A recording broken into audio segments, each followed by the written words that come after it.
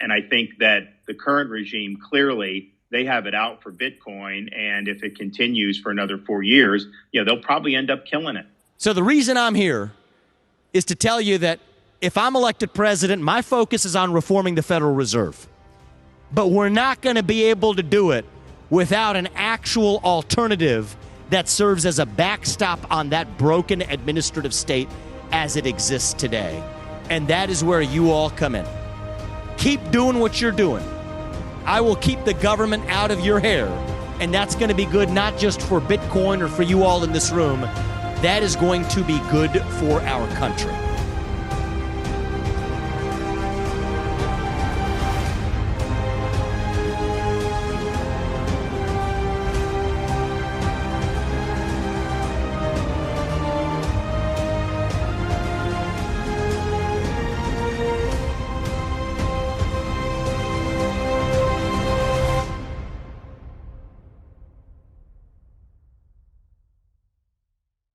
What's going on, guys? K-Dub here with another episode of Crypto Zombie. Welcome back to the channel. Hope you're having a great day today. We're almost there. We're almost to the weekend. One more day. Obviously, Bitcoin is still just going sideways again.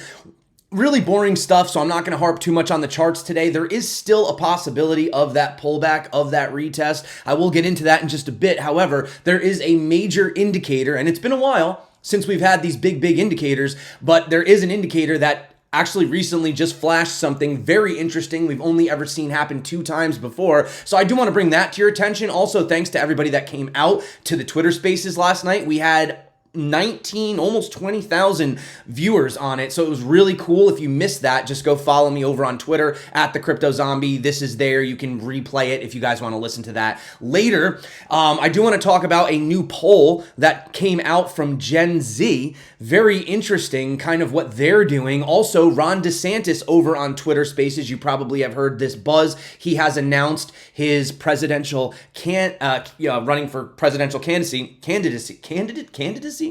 Why can't I say that word right now? Anyway, wow.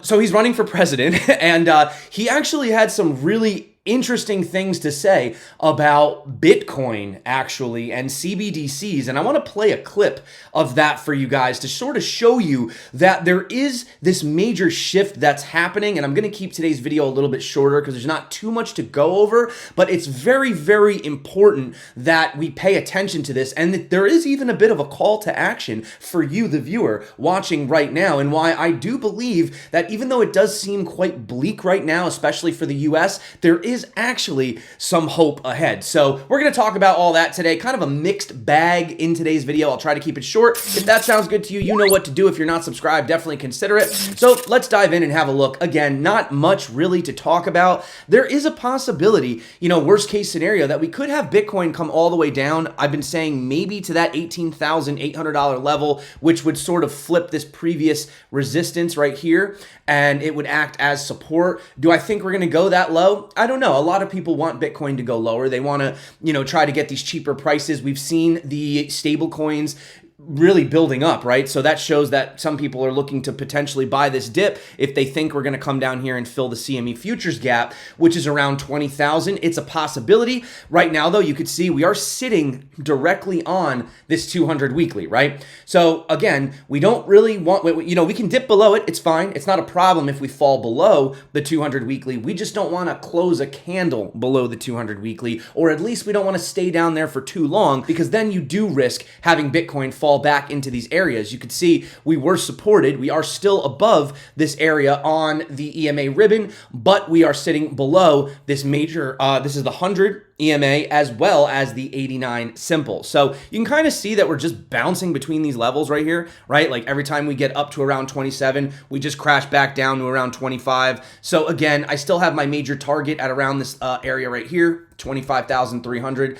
Will we get it? Possibly not, but we're still on this major uptrend. And, again, as I pointed out, we did have the super guppy, right? And we know that when we get out of this red area, we have a couple of these blues, we switch into the neutral. That generally means that we're beginning a new bull run. So, that's what I'm seeing right now. We're also seeing money flow potentially coming out into the red. And we also have this right here on Market Cipher, right? We can connect this giant, and this is on the weekly, this anchor wave. You can argue there's a trigger wave. Maybe we even get another trigger wave. So, I mean, everything right now is pointing towards Bitcoin putting in higher highs potentially by the end of this year. But in the short term, it is telling me that we may have a potential drawdown. So that's really where we're at, guys. Again, not going to harp too much. If you guys want to learn how to trade, tutorials up above. There's over $56,000 in bonuses. Check it out. Do your own due diligence if you want. But again, Bitcoin is known for this crazy volatility, even though it's been a little boring lately. I mean, you could see 94%, 61%, 48%, 84%, 62%, crazy drawdowns that we've had. But what is very interesting is looking at this logarithmic. Look at the bottoms right here, right? Look at these bottoms. $12, $72, $152, $648, $3,000, $8,000. 15.5, right? So ultimately, Bitcoin is continuing to put in higher lows. I know people always like to look at these all-time highs, but you have to understand that those are those moments of exuberance, right? I remember in 2017 when Bitcoin hit 20,000. For the next year, the whole thing was, it was at 20,000, but now it's at 10. Now it's at 8, right? But it didn't stay at 20,000 that long. In fact, it didn't even close. The monthly candle closed at 13.8, right? So it was a flash in the pan, the same way that we see the same with the wicks to the bottom. But this, like eGrad Crypto pointed out, is this Gaussian channel on the 5-day, which you could say is kind of like my guppy, right, on the weekly. And every time this channel essentially switches into the green, it tends to more often than not stay in the green for quite a long time and usually represents the start of a bull. Now you can see right here, this one, we actually had this fake out mid rally, which could be what we're having here. I've said that is a possibility where maybe we just bounce around this area for a little bit longer. But nevertheless, generally speaking, once we flip into that, and keep in mind, this right here was the COVID crash, right? So you can kind of say that maybe that was an outlier because that was a black swan event, but generally speaking, we tend to stay in the green for quite a long time, right? So shout out to eGrad Crypto. And the other thing I wanted to point out is just simply what we're seeing. In the background, we're seeing Bitcoin mining difficulty hitting an all-time high. So you may say that, well, this has nothing to do with anything, but ultimately, it does. I'm sorry, I just got a text message. Usually I turn my phone off while I'm doing this, but so I lost my train of thought. The Bitcoin miners, the Bitcoin mining difficulty is at an all-time high. And what's interesting is that we're also seeing Bitcoin balances on exchanges going down while we're seeing the stable coins going up. So this is a little bit of a mixed bag of signals, but they're all signaling good things. Sitting in stable coins, waiting to buy Bitcoin, Bitcoin getting removed off of the exchanges, Bitcoin mining difficulty at an all-time high. These are all good things for Bitcoin, right? It shows that the miners are hodling, they're turning on their machines, competition, is getting bigger, which means the network is becoming more secure because the hash rate is increasing.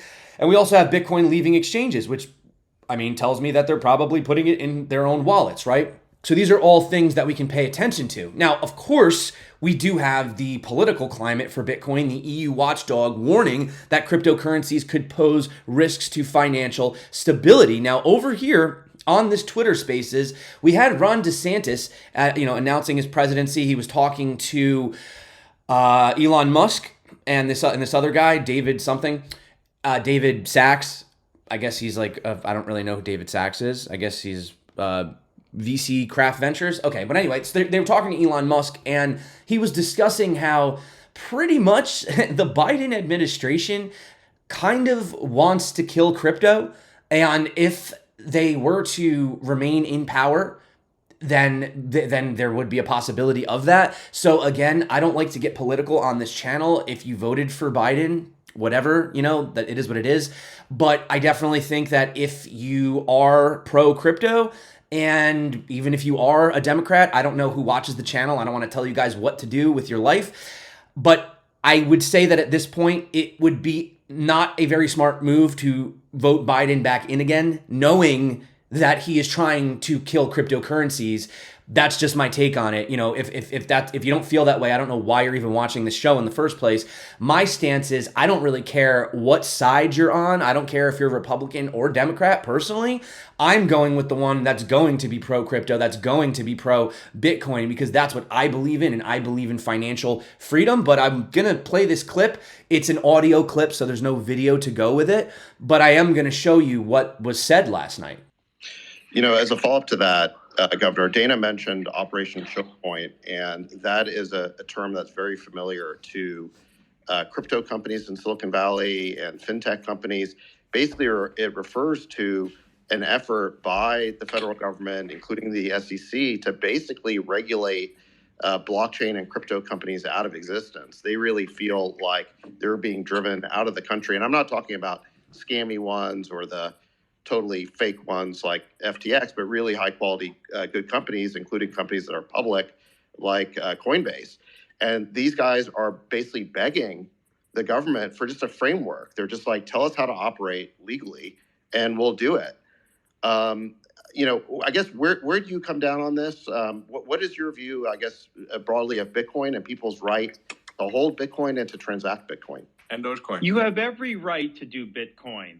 The only reason these people in Washington don't like it is because they don't control it. And they're central planners, and they want to have control over society. And so Bitcoin represents a threat to them. And so, as you're saying, they're trying to regulate it out of existence. Look, could Congress enact a statute to ban things like Bitcoin under the Constitution? They may be able to do. I would oppose that. I think people should be able to do Bitcoin. But Congress has never addressed this in this fashion. And for the bureaucracy to just do it on their own and make it so people can't operate in that space, that's what we mean when we say we've got to return the government to the people's elected representatives who are our voice to be able to make these decisions. And so as president, we'll protect the ability to do things like Bitcoin. I think these are people that are sophisticated. They can make decisions. There's risks involved with it, but let them do that. I just do not have an itch to have to control everything that people may be doing in this space. And I think that the current regime, clearly, they have it out for Bitcoin. And if it continues for another 4 years, they'll probably end up killing it.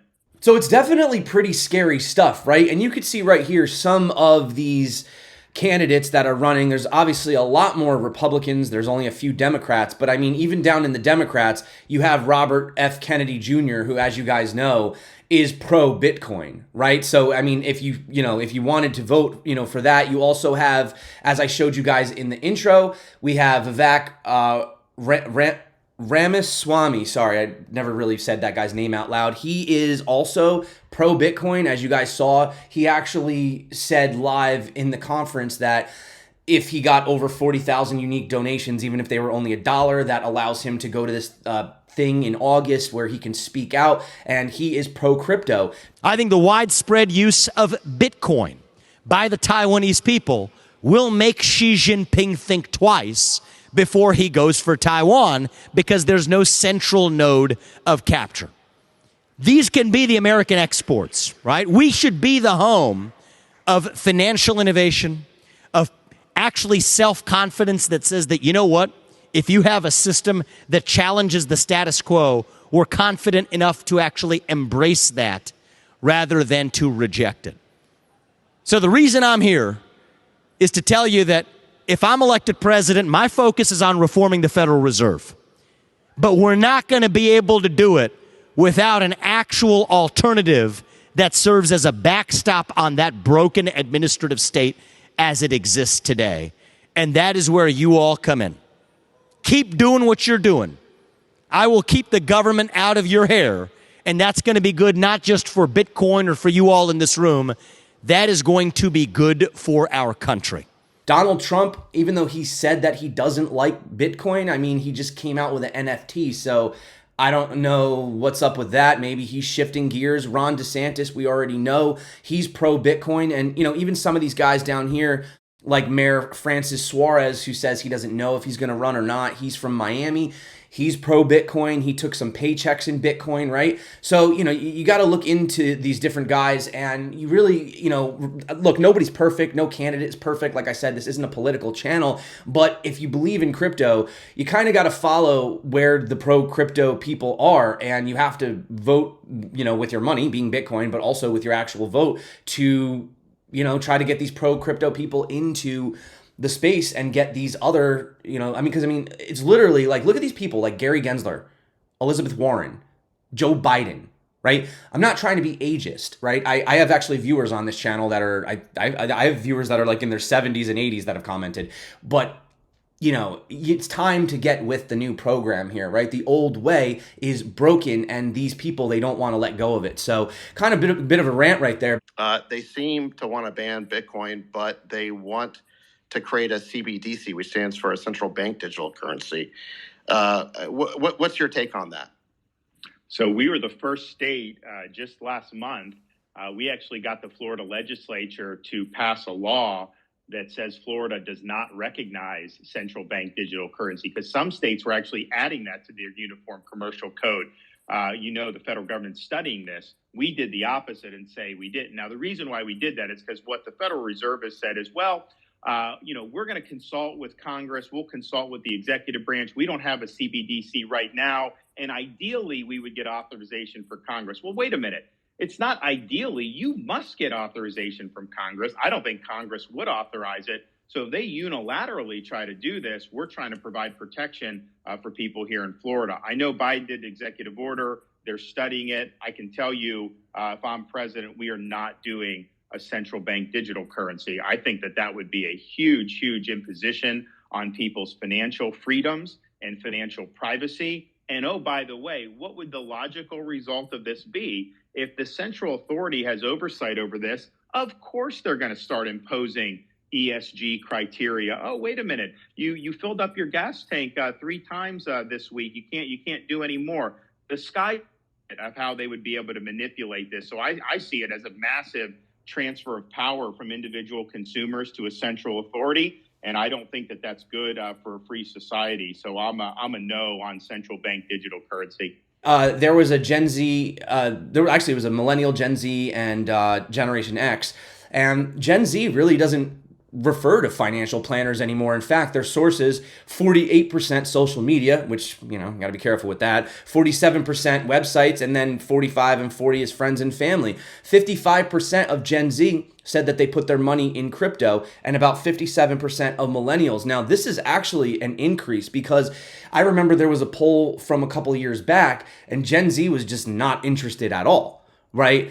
Keep in mind, some Gen Zs are still, well, I guess they're between the ages of 18 and 25 as of right now. So maybe it was just because you can't buy crypto if you're under 18, right? You can't set up a Coinbase account if you're 17. They won't let you do it. So maybe that's why, maybe because now they have the ability.